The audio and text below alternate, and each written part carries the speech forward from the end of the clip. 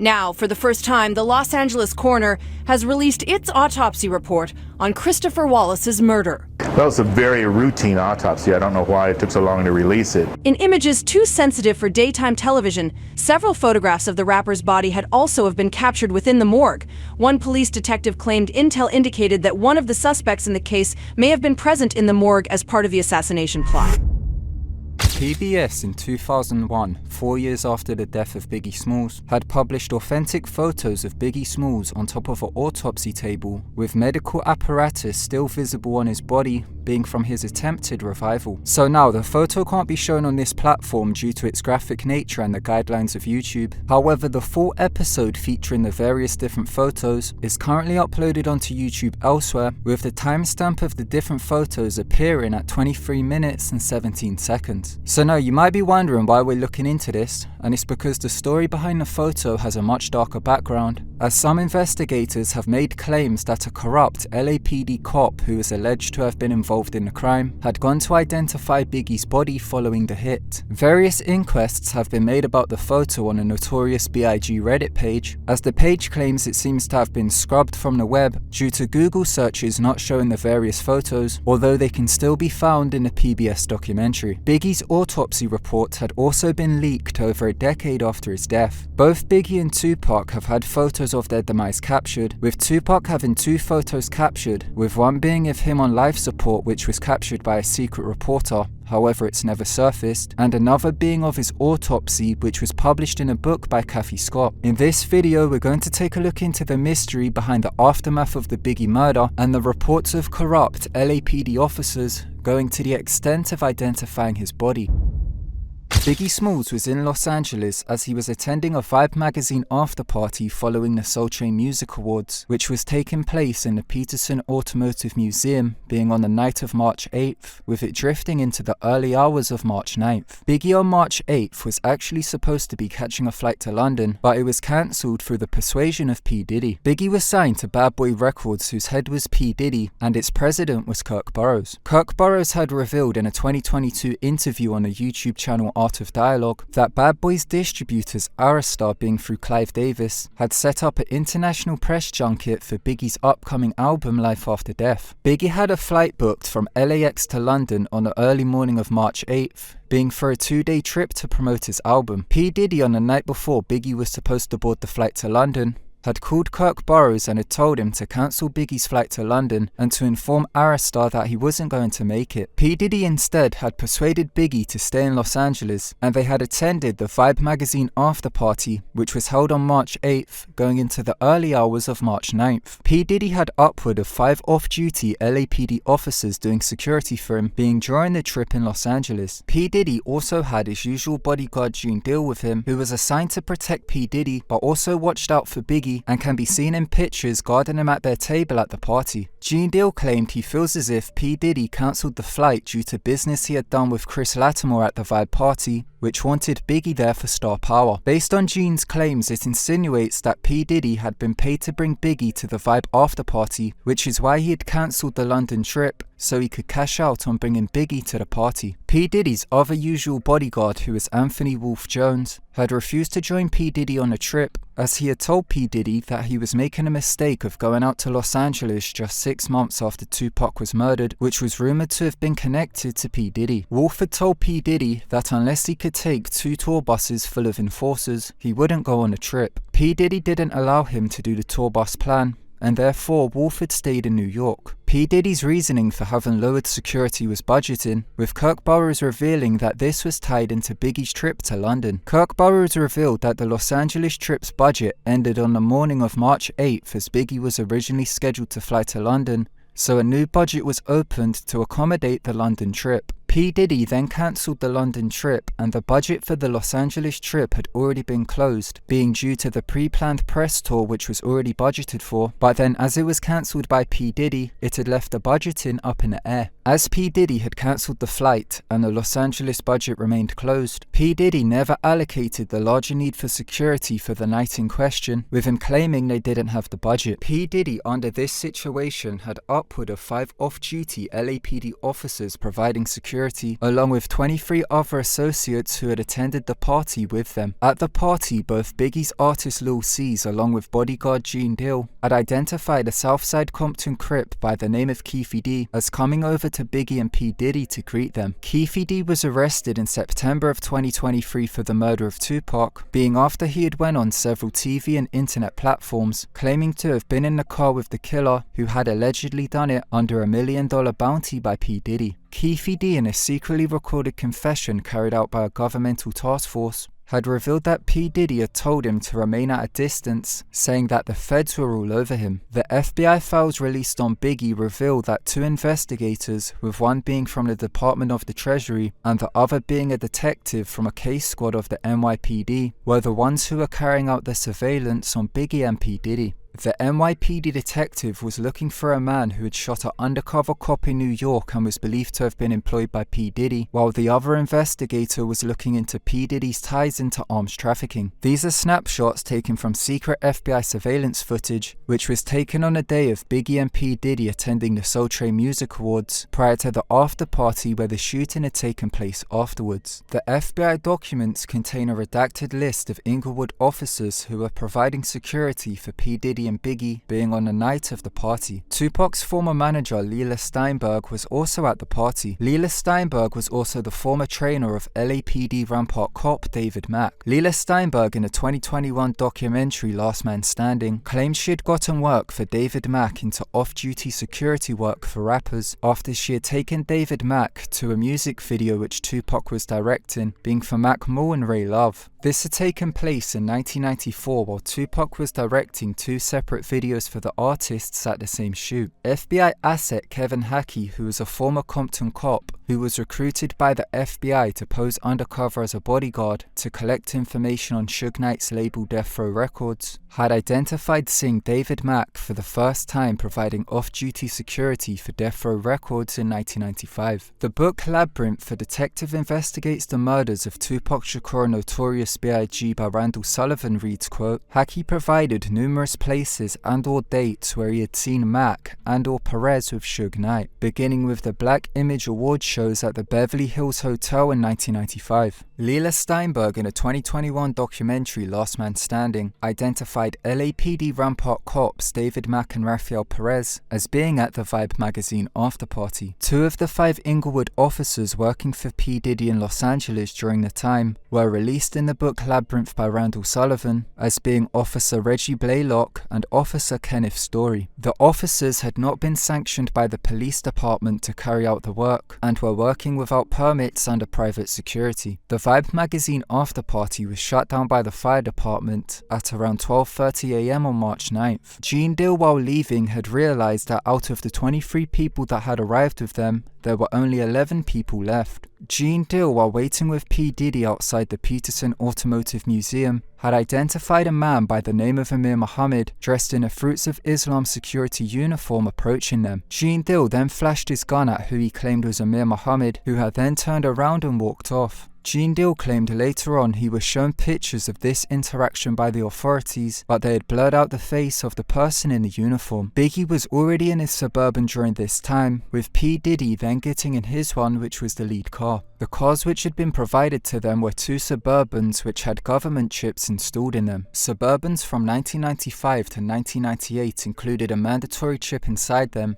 which would cut off fuel supply when the vehicle would reach 90 miles per hour, not allowing the vehicle to travel at higher speeds. Biggie's Suburban had Notorious B.I.G. stickers plastered all over the truck, making it more easier to recognize. P. Diddy's Suburban was the vehicle in front, whose driver was an Inglewood officer by the name of Kenneth Story. Behind this Suburban was Biggie's Suburban, then behind Biggie was P. Diddy's Director of Security Paul Offord, with Inglewood officer Reggie Blaylock as the driver. The Director of Security and Inglewood officer had confirmed that a white SUV had tried to intercept the convoy and cut off their car to remove it from being behind Biggie, but had failed to do so. Gene Deal, in a lead car with P. Diddy, had told Officer Kenneth Story to run the next 3 lights, as he had been getting intel of death threats all night being made towards P. Diddy and Biggie. P. Diddy's car then ran the red light, but Biggie's vehicle didn't follow the same protocol and stayed stationary at the lights. A black SS Chevy Impala with chrome wheels which Gene Deal claimed was waiting on the corner of the lights then opened fire on Biggie's vehicle, hitting him 4 times. Lil Cease, who was in the seat behind Biggie, had identified the shooter as wearing a uniform similar to the Fruits of Islam security service. This was seen as a corroboration of Gene Deal's identification of Amir Muhammad being just prior to the shooting, which led to LAPD detective Russell Paul and FBI agent Phil Carson to claim that Amir Muhammad was the shooter. Phil Carson also claimed that P. Diddy was most likely the target due to the positioning of the shooter's vehicle, but Gene Deal's actions of getting the driver to run the lights saved P. Diddy's life. After the shooter's car returned the corner, P. Diddy's Suburban then drove over to Biggie's car, and P. Diddy had got out and went over to Biggie, while Gene Deal and an associate called Tone had taken P. Diddy's Suburban to try and chase after the shooter's vehicle. The Labyrinth book claimed Inglewood officer Reggie Blaylock had told LAPD detective Russell Paul that he too had tried to give chase to the shooter's vehicle. Gene Deal's chase was unable to catch the shooter's vehicle, being due to the government chip in the Suburban, which wouldn't allow them to reach a high speed. After returning to the scene and waiting there for a while, Inglewood officer Kenneth Story then got in the driver's seat of Biggie's Suburban while P. Diddy had got in the back. Gene Deal, Tone and Lil Cease followed Biggie's Suburban to Cedars-Sinai Hospital, which was a longer route taken by the Inglewood officer as there was a closer hospital only 2 blocks away. Sometime shortly after 1 AM they had reached the hospital. When the Suburbans reached the hospital, it had taken several people to lift Biggie out of the car, including Gene Deal. Gene Deal claimed he knew Biggie was dead on arrival due to Biggie's body relieving itself at the time of death. Once being placed on a gurney, doctors had rushed Biggie in for emergency surgery. Although Biggie had been hit 4 times, no blood had left his body due to his fat levels. Biggie's body fat levels were so high that upon impact, his fat had enclosed the bullet holes, sealing them shut, causing extensive internal bleeding. The doctors had performed an emergency thoracotomy, where the chest is opened up to give access to the heart and lungs. Biggie's autopsy report, which was released in 2012, had revealed that 3 out of the 4 shots were non-fatal, as they had hit his arm, back and groin, with it being the 4th bullet which was fatal, as it had passed through 4 vital organs, including the lungs and heart. Biggie showed no signs of life on arrival, and a cardiac massage had taken place with the emergency thoracotomy in an attempt to revive him. Attempts of revival were unsuccessful and Biggie was pronounced dead at 1:15 AM. Gene Deal revealed there were several people in the emergency waiting room who were causing a scene over it being Biggie who was administered due to him being famous. Gene Deal had then helped with clearing him out the hospital. P. Diddy had then run out of the emergency room and grabbed Gene Deal by the arms and began to say, "We gotta pray." Gene Deal then told him, "Pray for what? That brother's dead." I said, "Yo, that brother's dead." Gene Deal was extremely angry as he had been constantly warning P. Diddy about the death threats concerning that night, but P. Diddy had shrugged it off and blamed the budget for not having more security. They had then sat in the waiting room passing a phone around, struggling to make the call to Biggie's mother to tell her about the death of Biggie. Damian D-Rock Butler, being a Biggie associate, then got the courage to take the phone and call Biggie's mother to give her the bad news. At the hospital, Biggie's driver G Money and Lil Cease, who was behind Biggie, assisted the police in making a composite drawing of the suspect. They had described the shooter's vehicle as a dark green sedan, but police realised that the 4 vapor lights that illuminated the shooting scene could have given a greenish cast to a black car if it was clean and shiny. Inglewood officer Kenneth Story had told police that 3 separate witnesses had approached him at the hospital to say that the killer had been driving a clean black Chevrolet Impala Supersport. He had told them that he had seen exactly such a vehicle parked on Fairfax Avenue, as he and the rest of the bad boy group had waited for their vehicles, with Gene Deal also identifying this car as waiting on the corner parked, being ready to carry out the shooting. This is what made FBI agent Phil Carson suspect it to be P. Diddy who was the initial target. A Metropolitan Transit Authority driver whose bus had been westbound on Wilshire when the shooting had occurred had confirmed to the police that the shooter's sedan was black, and had said he had watched a white SUV speed from the scene after the sedan and make the same turn as the shooter's vehicle, with it being this white SUV which attempted to intercept the convoy just prior to the shooting. Inglewood officer Kenneth Story had also given the police 4 shell casings which were collected from the scene. After Biggie's passing and information and evidence was collected by the authorities, Paul Offord then went over to Gene Deal and told him that P. Diddy was leaving for San Diego to fly back to New York. Gene Deal then went to P. Diddy's hotel room to pack his bags to prepare him to fly back to New York. P. Diddy was then driven to San Diego and took a private jet from San Diego to New York. Biggie's body was held in Los Angeles for a week until being flown out to New York by the 16th of March 1997. During this time, somebody had taken several photos of Biggie's body following his demise, which had then ended up being broadcast in the PBS Frontline episode called LAPD Blues. LAPD detective Russell Paul's co-author Michael Douglas Carlin had claimed that there was intel that LAPD Rampart cop Rafael Perez had gone to the morgue to verify the body in an act which would be connected soon after the hit taking place.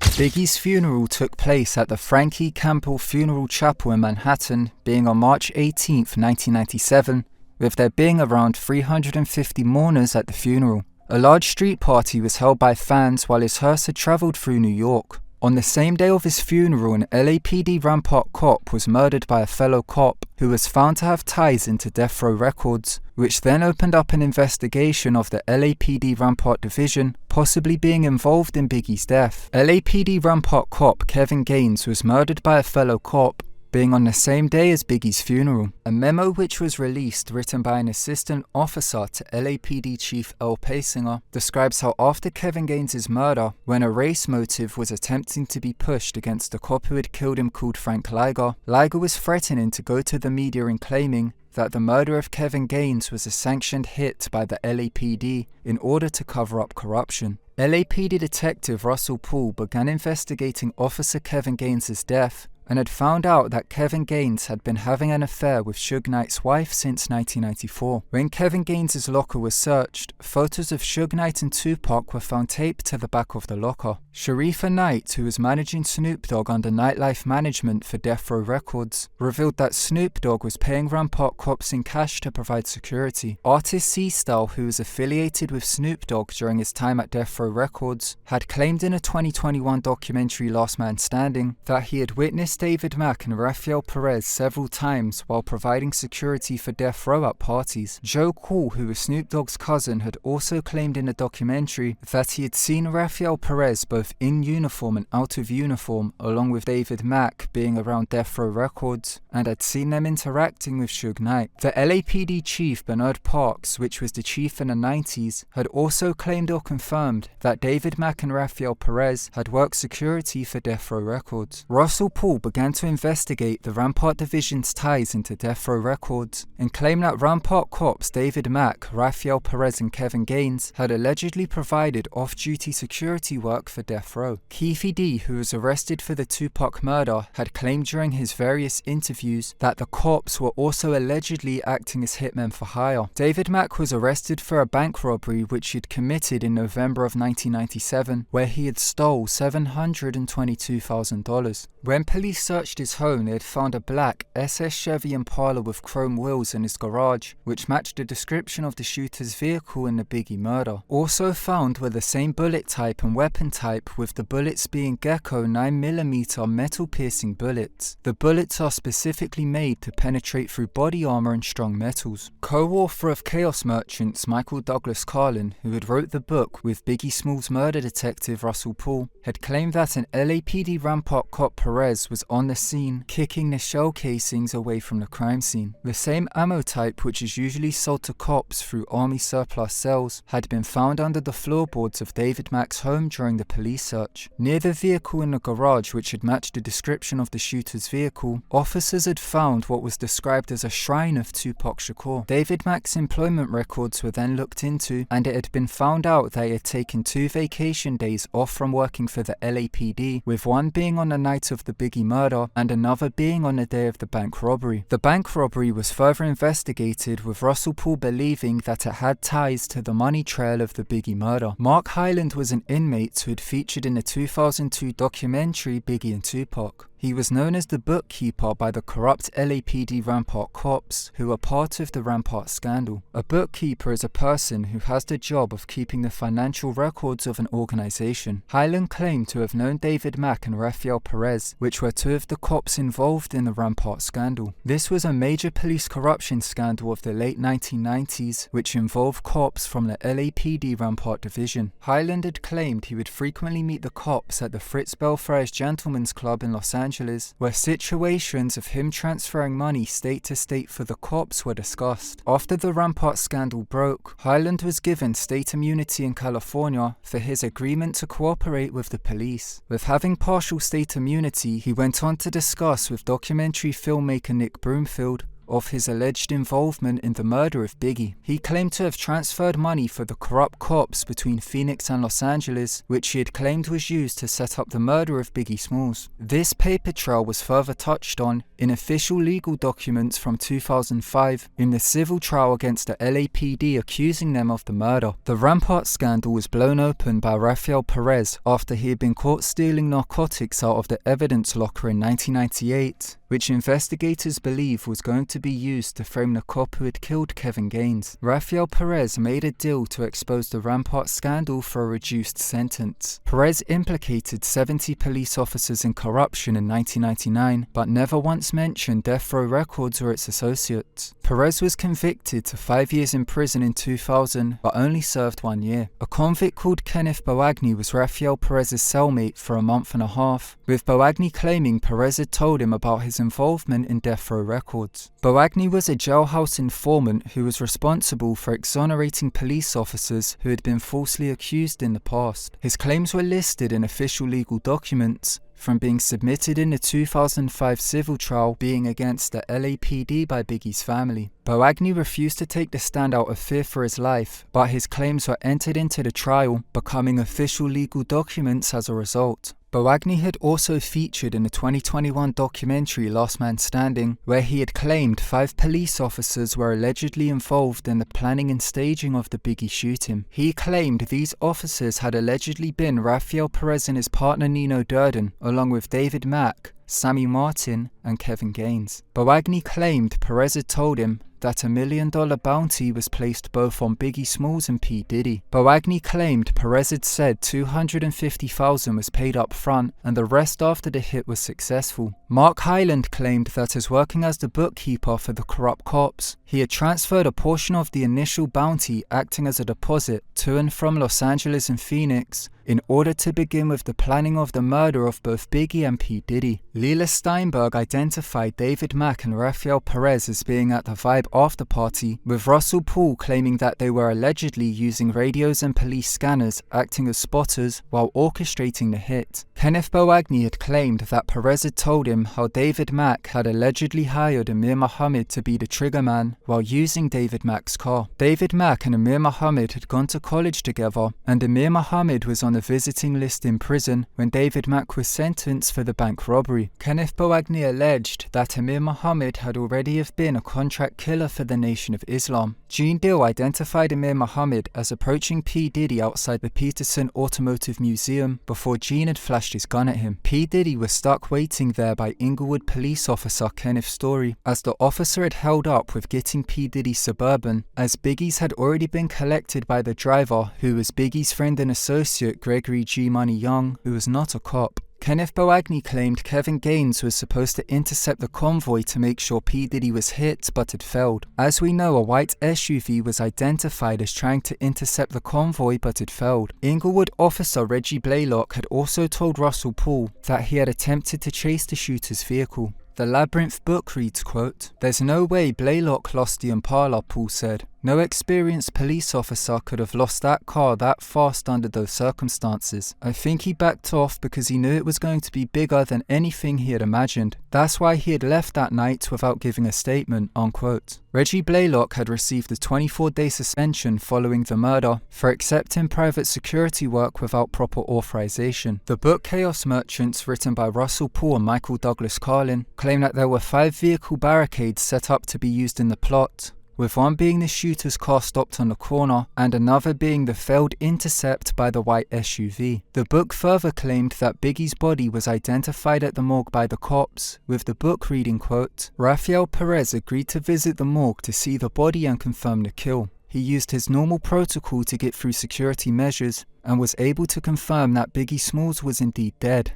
Unquote. Kenneth Boagni claimed the additional $750,000 was not paid following the hit, as the full contract was not carried out, which resulted in David Mack robbing the bank to then pay Amir Muhammad. The $722,000 which David Mack had stole still remains unaccounted for. This information by LAPD Detective Russell Paul was then used in a wrongful death lawsuit against the LAPD, being for $500 million by Biggie's family. A governmental task force was then set up and had assigned LAPD cop Greg Kading to find an alternative theory as to who killed Biggie, which had led to the Keefe D confession tape claiming P. Diddy had put out $1 million bounty on Tupac and Suge Knight. It also led to Greg Kading claiming that a Blood gang member by the name of Wardell Poochie False had been the real killer of Biggie, as he also had the same car which matched the shooter's vehicle, which was given to him from Suge Knight.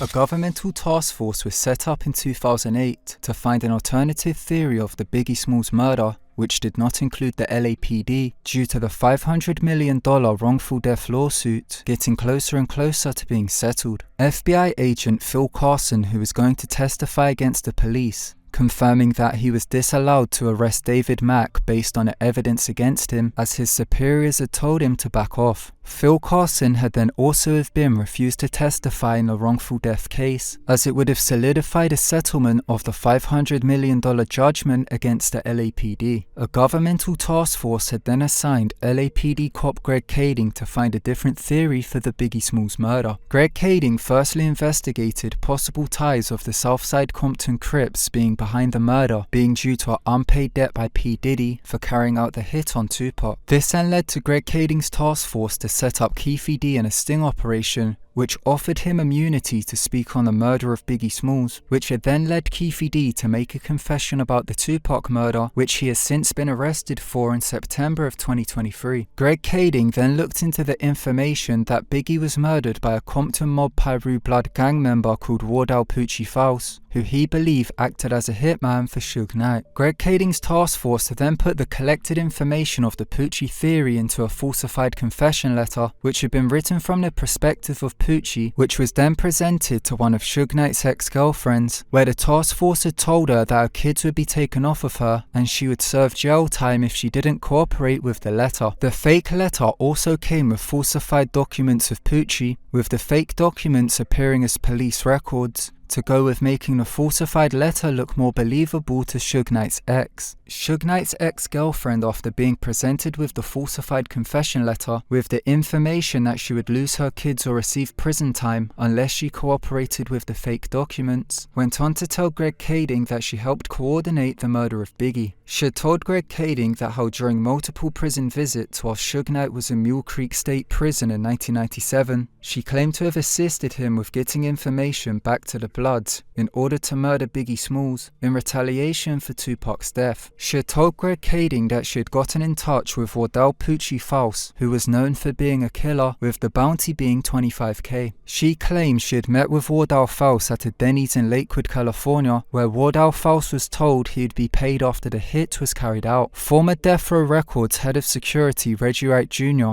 who was also a former Compton cop, who had been associated to the cop theory, claimed in Greg Kading's murder rap documentary how the general manager of Death Row Records, Norris Anderson, had inquired on how to get $25,000 to one of Suge Knight's female associates. Suge Knight's girlfriend claimed $9,000 was transferred into her account, which was withdrawn and given to Wardell False 2 weeks after the shooting, and an additional $4,000 was also to be given. She had then allegedly kept the extra $12,000 as part of her role in the plot. Wardell False also had a dark-coloured Chevy SS Impala, which had matched the shooter's vehicle, which had been purchased by Suge Knight. A photo had been released of a car matching the shooter's vehicle by One Stop Auto, which was Suge Knight's personal auto shop in Monte, California in the 90s. The owner of the car has not been identified. Poochie was never identified as being at the scene of the Biggie Smalls incident. In this video, we took a look into the hospital scene from the night that Biggie was murdered. We also took a look into information which claimed Rafael Perez had, according to author Michael Douglas Carlin, gone to the morgue to identify Biggie's body after allegedly being involved in the hit. Pictures from the morgue scene were made available in the 2001 PBS Frontline series, which is currently available for a YouTube search. Many people believe the cop theory of the Biggie Smalls murder, while other people side with the Poochie theory. Let me know what your thoughts are in the comment section below. Thank you so much for watching. If you enjoyed the video, smash the thumbs up button. Also, don't forget to subscribe and press that bell button so you can get all the future notifications for when I upload. Once again, thank you so much for watching, and until next time, goodbye.